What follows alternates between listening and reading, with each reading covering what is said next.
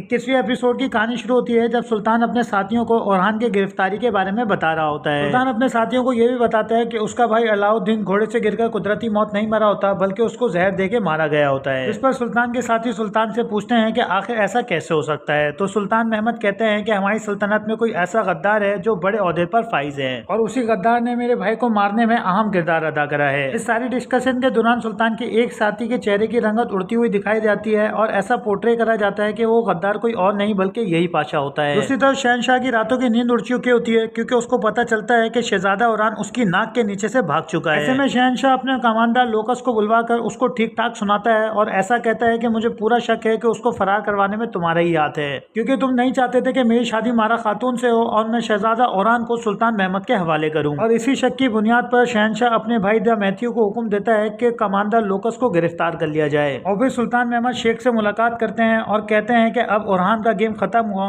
अब बस मैं ओरहान से उस गद्दार का नाम निकलवा कर उसे मौत के घाट उतार दूंगा। मगर सुल्तान की इस बात पर शेख थोड़ा थोड़ा नाराज दिखाई देते हैं और वो सुल्तान से कहते हैं कि आपकी जिंदगी का मकसद सल्तनत होना चाहिए ना कि पर्सनल दुश्मनी। दूसरी तरफ सुल्तान के उस वजीर को काफी परेशान दिखाया जा रहा होता है जो गद्दार होता है और वो सारा फ्लैशबैक सोचता है कि कैसे उसने सुल्तान महमद के भाई यानी अलाउद्दीन को जहर देके कैसे कत्ल करा था। ये सोचते सोचते वो काफी डर जाता है और वो फैसला लेता है कि इससे पहले सुल्तान महमद ओरहान का मुंह खुलवाएं उससे पहले मैं उसको कत्ल कर दूंगा। यहाँ मैं आपको बताता चलूं कि दिलबाज भी एक लड़की के इश्क में गिरफ्तार हो चुका है लेकिन असल में वो लड़की आस्तीन का सांप है और वो एक बाजंतीनी लड़की है और उसका मकसद सुल्तान महमद को कत्ल करने का है। वहाँ दूसरी तरफ शहनशाह मारा खातून को अपने पास दावत पे बुलाता है और कहता है कि मैंने आपकी शादी की शर्त मंजूर तो कर ली थी लेकिन ओरहान यहाँ से भाग चुका है। जिसमें मारा खातून कहती है कि अगर ओरहान वाला मुआहदा नहीं तो ये शादी भी नहीं हो सकती है। आपके लिए बेहतर ये है कि मैं सुबह कुस्तुन दुनिया छोड़कर जा रही हूँ, आप मेरा घोड़ा तैयार करवा दीजिएगा।